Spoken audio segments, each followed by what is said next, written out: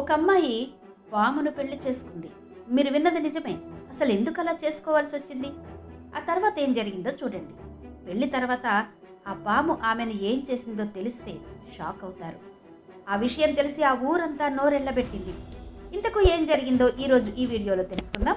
Video చివరి వరకు చూడండి. నచ్చితే లైక్ చేసి షేర్ చేసి సబ్స్క్రైబ్ చేసుకోవడం మర్చిపోవద్దు. చాలా కాలం క్రితం ఒక గ్రామంలో ఒక చిన్న పూరి గుడిసె ఉండేది. ఊరికి మూలగా ఉండడం వలన ఆ ఇంట్లో ఎవరుంటున్నారో కూడా ఎవ్వరికీ తెలిసేది కాదు.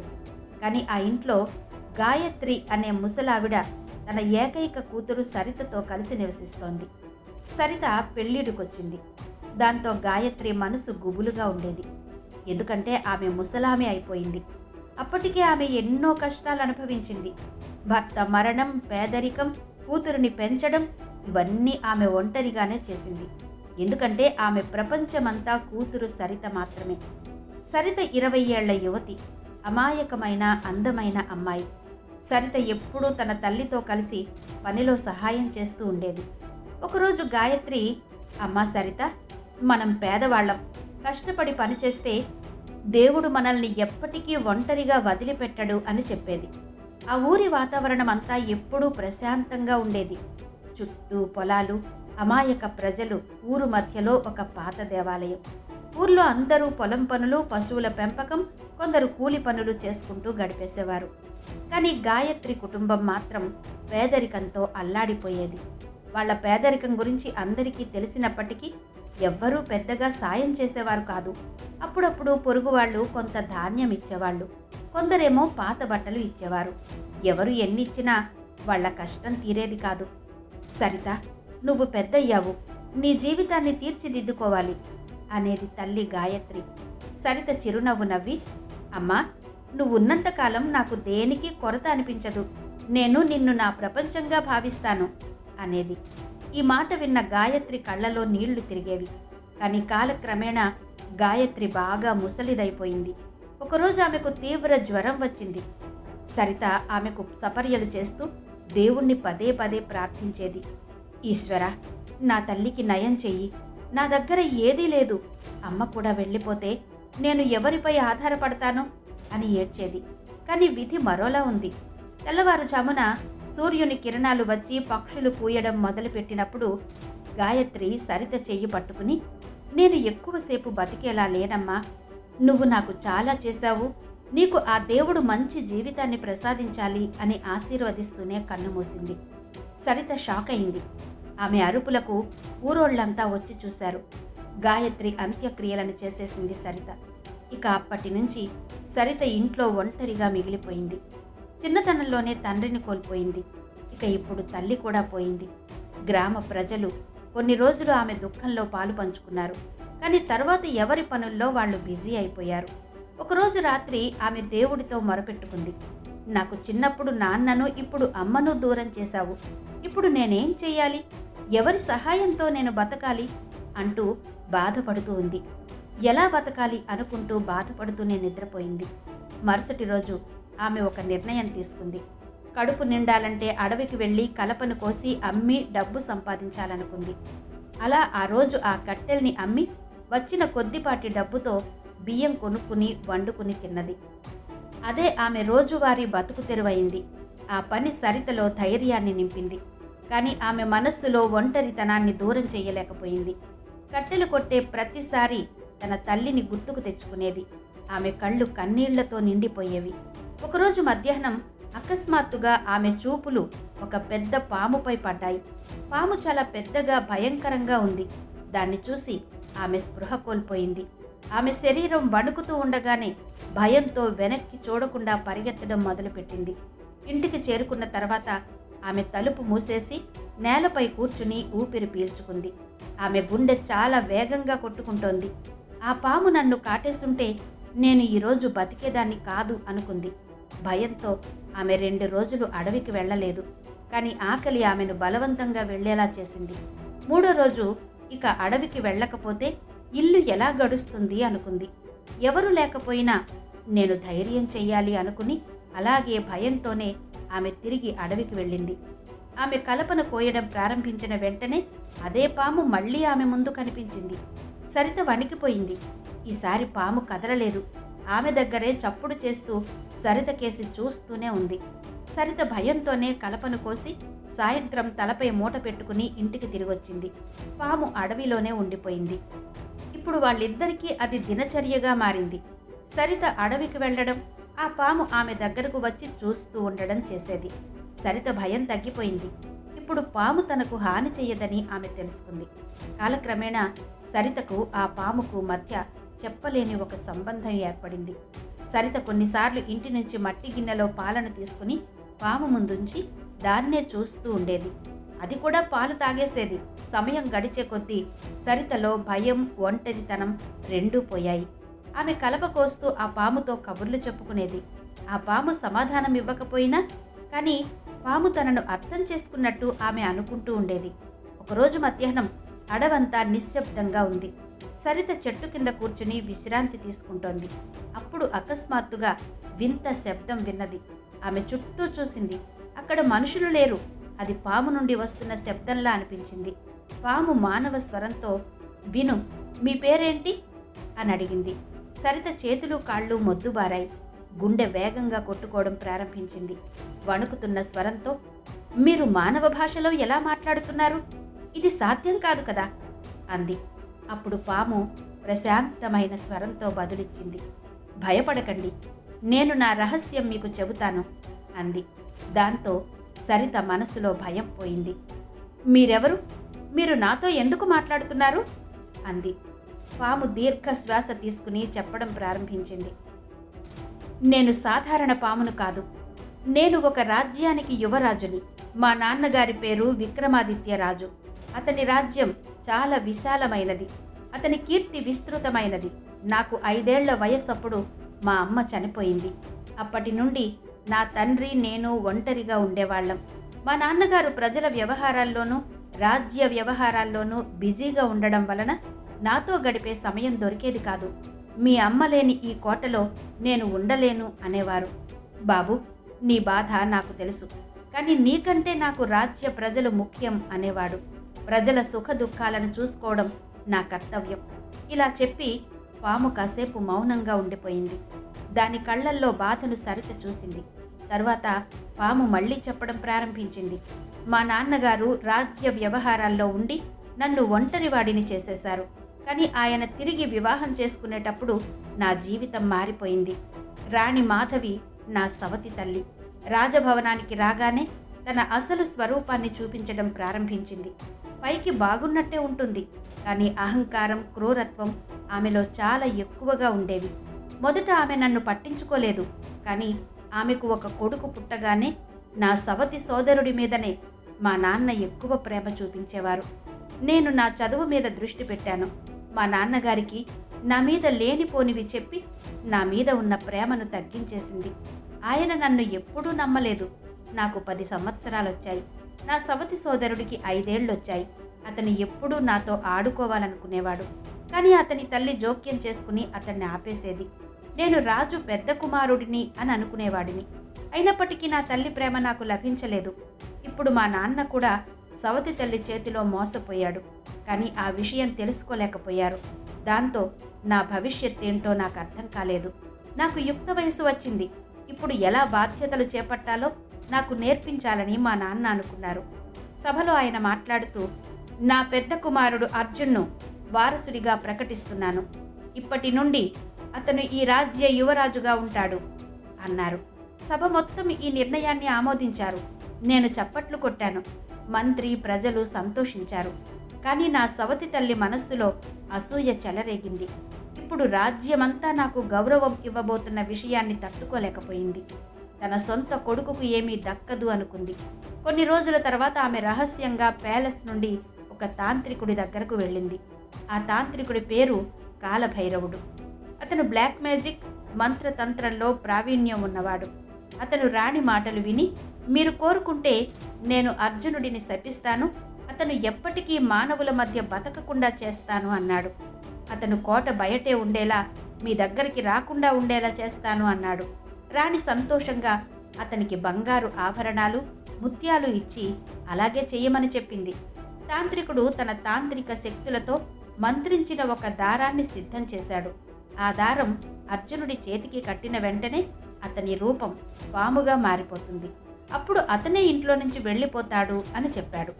అయితే ఒకసారి మా నాన్న ప్రజల కష్టాలు తెలుసుకోవడానికి నగర పర్యటనకు వెళ్ళారు. అప్పుడు రాణి నా దగ్గరకొచ్చి చాలా ప్రేమగా, నాయనా అర్జున, ఈ దారాన్ని కట్టుకో, అది నిన్ను కాపాడుతుంది అంటూ ఆమె నా చేతికి మంత్రించిన దారాన్ని కట్టేసింది.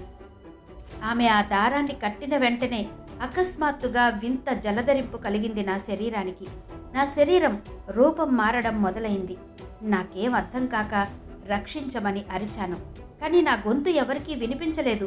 నేను పాములా మారేసరికి రాజభవనంలో ఉన్న కాపలాదారులు నన్ను చూసి కర్రలు తీసుకుని నన్ను తరుముతూ కోట నుండి బయటకు విసిరేశారు. అప్పటి నుండి నేను ఈ అడవిలో తిరుగుతున్నాను అని చెప్పింది పాము. ఇదంతా విన్న సరిత కళ్ళలో నీళ్లు నిండిపోయాయి. అయ్యో, నీ జీవితం కూడా నాలాంటిదేనా అంది. అర్జున్ ఇంకా మాట్లాడుతూ, నేను అడవిలో తిరుగుతూ ఉన్నప్పుడు ఒక సన్యాసిని చూశాను. అతను చాలా తెలివైన, నిష్ణాతుడైన గొప్ప వ్యక్తిగా కనిపించాడు. నన్ను చూడగానే ఆయన నన్ను గుర్తుపట్టి, నాయనా అర్జున, నిన్ను ఒక మాయాబంధంతో బంధించేశారు. ఈ దారం మీ చేతికి ఉన్నంతకాలం మీరు ఈ పాము రూపంలోనే ఉంటారు. ఒక మంచి అమ్మాయి చేత ఈ మంత్రదారాన్ని తీయిస్తే నువ్వు మామూలు మనిషివి అవుతావు అన్నారు. దాంతో నేను అలాంటి నిజాయితీ ఉన్న అమ్మాయి కోసం ఎదురు చూస్తున్నాను. నేను నిన్ను కలిసినప్పటి నుండి నువ్వే ఆ నిజాయితీ ఉన్న అమ్మాయివి అనిపించింది అనేసరికి సరిత దిగ్భ్రాంతికి గురైంది. ఆమె నిజంగానే మంచి మనసుతో అర్జున్ చేతిని చూసింది. దానికి కట్టిన పాత నల్లదారం కనిపించింది. అయితే అప్పుడే సరిత మనసులో సంఘర్షణ మొదలైంది. ఆమె ఆశ్చర్యపోయింది. ఈ పాము నిజంగానే యువరాజా, లేదా నన్ను మోసం చేయడానికి వచ్చిన ఇంకెవరైనా దుష్టశక్తా అని ఆలోచిస్తోంది. కానీ ఆమె కళ్ళలో మోసం లేదు. కొన్ని క్షణాలు నిశ్శబ్దంగా ఆలోచించాక అప్పుడు సరిత మెల్లగా చెప్పింది, ఇది నిజమైతే నేను మీకు సహాయం చేస్తాను. నేను దేవుణ్ణి నమ్ముతాను అంది. ఇది విన్న అర్జునుడి కళ్ళు మెరిశాయి. మీకు ఏదన్నా సందేహం ఉంటే పోనీ నన్ను విముక్తుణ్ణి చెయ్యకండి. మీ మనసు స్వచ్ఛంగా ఉన్నప్పుడు మాత్రమే ఇది సాధ్యమవుతుంది అంది పాము. వణుకుతున్న తన చేతులతో సరిత ఆ దైవాన్ని తలచుకుని ఆ పాము చేతికి ఉన్న ఆ దారాన్ని తీసేసింది. అంతే, అకస్మాత్తుగా ఆకాశంలో మెరుపులు ఉరుములతో కూడిన గాలులు వీచాయి. ప్రకృతి మొత్తం ఆ క్షణం స్తంభించిపోయినట్టుగా వేగంగా కదలడం ప్రారంభించింది. దారం తెగిన వెంటనే అర్జున్ శరీరం మెరుస్తూ పాము రూపం పోయి ఆ స్థానంలో పొడవైన ఆకర్షణీయమైన శరీరంతో ఉన్న అందమైన యువకుడు నిలబడి ఉన్నాడు. అతను బంగారు దుస్తులు ధరించాడు. అతని కళ్ళు పదునుగా ఉన్నాయి. అతని ముఖం దివ్య ప్రకాశంతో మెరుస్తోంది. సరిత అతన్ని చూసి దిగ్భ్రాంతికి గురైంది. ఆమె తన జీవితంలో ఇంత అందమైన అద్భుతమైన అబ్బాయి ముఖాన్ని ఎప్పుడూ చూడలేదు. అర్జునుడు చేతులు జోడించి, ఓ దేవి, మీరు నాకు కొత్త జీవితాన్ని ఇచ్చారు. నేను నీకు ఎప్పటికీ రుణపడి ఉంటాను అన్నాడు. సరిత ముఖం మీద కొద్దిగా చిరునవ్వు కనిపించింది. కానీ అర్జునుడు వెంటనే, ఇప్పుడు నేను మా నాన్నగారు విక్రమాదిత్య రాజుకు మీ గురించి చెబుతాను. నేను నిన్ను అతని దగ్గరకు తీసుకెళ్తాను. నేను వారికి జరిగిన ప్రతి విషయాన్ని వివరించాలి. అందుకే మీరు నాతో రావాలని నేను కోరుకుంటున్నాను అన్నాడు. అలా ఆ ఇద్దరూ అడవి నుంచి బయటకొచ్చి ప్యాలెస్ వైపు వెళ్లడం ప్రారంభించారు. రాజభవనం ద్వారం వద్దకు చేరుకోగానే సైనికులు దిగ్భ్రాంతికి గురయ్యారు. వారి యువరాజును గుర్తించారు. ఈ వార్త కోటలో చెప్పడానికి లోపలికి పరిగెత్తారు. కాసేపటికి రాజభవనంలో కలకలం చెలరేగింది. సభలో కూర్చున్న విక్రమాదిత్య రాజు లేచి బయటకొచ్చి తన బిడ్డను చూసుకున్నాడు. అంతే, ఒక్కసారిగా అతనికి కన్నీళ్లు పొంగి పొర్లాయి. పరిగెత్తుకుంటూ వచ్చి తన కొడుకును కౌగలించుకున్నాడు. నాయనా, నువ్వు ఎక్కడికి వెళ్ళావు? నేను నిన్ను ప్రతి చోట వెతికాను, కానీ నువ్వు నాకు కనిపించలేదు. నువ్వు లేకపోయేసరికి ఈ కోటంతా మూగబోయింది అన్నాడు. అర్జున్ తన తండ్రికి అన్నీ చెప్పాడు. సవతి తల్లి కుట్ర ఎలా చేసింది, అతన్ని పాముగా ఎలా మంత్రగాడి సాయంతో మార్చింది, అతను అడవిలో ఎలా తిరిగాడు, సరిత అతన్ని ఎలా విడిపించింది అన్నీ చెప్పాడు. విక్రమాదిత్య మహారాజు ఇదంతా విన్నాడు. అంతే, అతనికి పట్టరాని కోపం వచ్చేసింది. వెంటనే రాణి మాధవిని, ఆమె కుమారుణ్ణి పిలవమని సైనికులను ఆదేశించాడు. సభలో అకస్మాత్తుగా నిశ్శబ్దం నెలకొంది. అందరి కళ్ళు రాజభవనం తలుపు దగ్గరే ఆగిపోయాయి. ఒక సైనికుడు రాణి మాధవి ఆమె కొడుకును పట్టుకుని నిలబడ్డాడు. రాణి ముఖంలో భయాందోళనలు స్పష్టంగా కనిపిస్తున్నాయి. ఆమె మాత్రం అహంకారాన్ని నటిస్తూనే అర్జున్ వైపు చూసింది. రాజు విక్రమాదిత్య కోపంగా గర్జించాడు. నేను ఈ రాజ్యాన్ని, నా రాజభవనాన్ని మీకు అప్పగించాను. మీ కొడుకు కోసం, మీకోసం సౌకర్యాలు కల్పించారు. కానీ మీరు నా సొంత కొడుకు మీదనే కుట్ర పన్నారు. అలా చేయడానికి మీకు సిగ్గనిపించలేదా అన్నాడు రాజు. సభకు హాజరైన మంత్రులు, సభలోని సభ్యులందరూ ఆశ్చర్యపోయారు. ఈ విషయాన్ని ఎవరూ ఊహించలేకపోయారు. రాణి ఇలాంటి ద్రోహం చేసిందా అని అందరూ గుసగుసలాడుకోవడం మొదలుపెట్టారు. రాణి వెంటనే, మహారాజా, ఇదంతా అబద్ధం. యువరాజు అర్జున్ నన్ను అపఖ్యాతి పాలు చేయడానికి కథ సృష్టిస్తున్నాడు. నా సొంత కుమారుడైన అర్జున్కి నేనెలా హాని తలపెడతాను? ఇదంతా అతని ఊహ అంది, తనను తాను కాపాడుకోవడానికి. కానీ అర్జున్ వెంటనే తన చేతికి కట్టిన ఆ మాయా దారం యొక్క తెగిన చిన్న ముక్కను చూపించి, నాన్నగారు, తాంత్రిక కాలభైరవుడు రాణి మాధవికి జపించి మంత్రతంత్రాలతో చేసి ఇచ్చిన దారం ఇదే. ఈ దారం నన్ను సర్పరూపంలోకి తోసి నా జీవితాన్ని నాశనం చేసింది. ఇది అబద్ధమైతే ఈ దారం ముక్క ఇక్కడికి ఎలా వచ్చింది? ఈ అమ్మాయి సరిత నన్ను విడిపించకపోతే నేనింకా అడవిలో తిరుగుతూనే ఉండేవాడిని అంటూ ఆధారంతో సహా చూపించాడు. రాజు కళ్ళు ఎర్రబడ్డాయి. కాలభైరవుణ్ణి వెంటనే పట్టుకోవాలని సైనికులను ఆదేశించాడు. కొద్దిసేపటికే సైనికులు ఆ తాంత్రికుని ఆస్థానానికి ఈడ్చుకెళ్లారు. అతని ముఖంలో భయం కనిపిస్తోంది. రాజు కఠినమైన స్వరంతో అడిగాడు, నిజం చెప్పండి, అర్జున్ సర్పం రూపంలోకి మారే తాంత్రిక దారాన్ని నువ్వే ఇచ్చావా అన్నాడు. కాలభైరవుడు వణికిపోతూ, మహారాజా, నన్ను క్షమించండి. రాణి ఆదేశాల మేరకే నేనిదంతా చేశాను. ఆమె నాకు బంగారం, వెండి ఇచ్చి యువరాజును రాజభవనం నుండి తరిమేయాలంటూ ఆదేశించింది. నేను బలవంతంగా ఆమె చెప్పింది చేయాల్సొచ్చింది. ఇదంతా విన్న సభలో కలకలం చెలరేగింది. సభికులందరూ మహారాణి మాధవి వైపు అసహ్యంగా చూశారు. విక్రమాదిత్య మహారాజు కఠినమైన స్వరంతో ఇలా అన్నాడు, ఇలాంటి తల్లికి, ఇలాంటి క్రూరమైన మనసున్న స్త్రీకి ఈ రాజ్యంలో కానీ, ఈ కుటుంబంలో కానీ చోటు లేదు అన్నాడు. సైనికులు మాధవిని, కాలభైరవుణ్ణి కారాగారంలో బంధించారు. దాంతో సభ మొత్తం సంతోషించింది. అర్జున్ని చూసిన ప్రజలు, సభలోని వారంతా ఎంతో సంతోషించారు. మా నిజమైన యువరాజు తిరిగి వచ్చాడు అని సంబరాలు చేసుకున్నారు. విక్రమాదిత్య మహారాజు లేచి అర్జున్ని రాజసింహాసనం మీద కూర్చోబెట్టి, ఇక నుంచి ఈ రాజ్య బాధ్యతను నా కుమారుడు అర్జున్కి అప్పగిస్తున్నాను అని చెప్పాడు.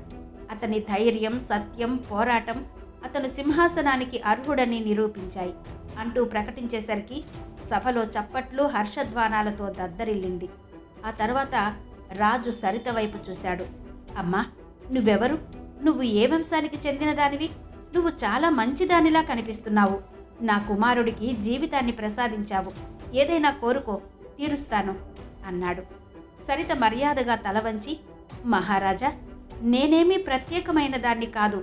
నేను ఒక సాధారణ పల్లెటూరి అమ్మాయిని. నా తల్లి మరణించింది. తండ్రి చిన్నప్పుడే చనిపోయాడు. నేనిప్పుడు ఒంటరిగా మిగిలిపోయాను. నేను డబ్బు కోసమో, పేరు కోసమో ఇదంతా చెయ్యలేదు. మానవత్వంతో చేశాను అని చెప్పింది. ఆమె వినయాన్ని చూసిన రాజు భావోద్వేగానికి గురయ్యాడు. అతను అర్జునుడితో ఇలా అన్నాడు, నాయనా, నీకు మరో జీవితం ఈ అమ్మాయి వల్లనే దక్కింది. కాబట్టి ఈ అమ్మాయి మీ జీవితాంతం మీతోనే ఉంటే బాగుంటుంది అనిపిస్తోంది అన్నాడు. అర్జునుడు ఆలస్యం చేయకుండా, తండ్రి, నా కోరిక కూడా ఇదే. నేను అడవిలో ఉన్నప్పుడు సరిత నా ఆశాదీపంగా మారింది. ఆమె లేకపోతే నేను బహుశా ఈరోజు ఇక్కడ ఉండేవాడిని కాదు. ఈ అమ్మాయిని నా జీవిత భాగస్వామిగా చేసుకోవాలనుకుంటున్నాను అనేసరికి సభలో మరోసారి చప్పట్లు మోగాయి. అందరూ ఈ నిర్ణయాన్ని స్వాగతించారు. అలా కొన్ని రోజుల తర్వాత ప్యాలెస్లో వివాహానికి సన్నాహాలు ప్రారంభమయ్యాయి. సరిత పెళ్లి దుస్తుల్లో దేవతలా మెరుస్తోంది. ఇద్దరూ పూలదండలు మార్చుకుని 7 అడుగులు వేశారు.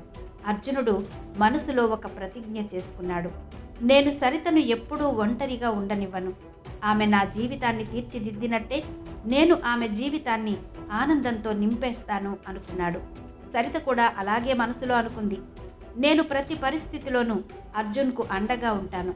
వీళ్ల పెళ్లికి అందరికీ సంతోషాన్ని కలిగించింది. ఈ వివాహం కేవలం ఆత్మల కలయిక మాత్రమే కాదు, న్యాయం సత్యం యొక్క విజయమని ప్రజలు చెప్పుకోవడం ప్రారంభించారు. కాలక్రమేణా అర్జునుడు రాజ్యాధికారాన్ని చేపట్టాడు. ప్రజలందరినీ సుభిక్షంగా ఉండేలా చూసుకున్నాడు. సరిత కూడా రాజ్యాన్ని కలకళలాడేలా చూసుకుంది. మరి ఈ వీడియో మీకు ఎలా అనిపించిందో క్రింద కమెంట్ సెక్షన్లో చెప్పండి.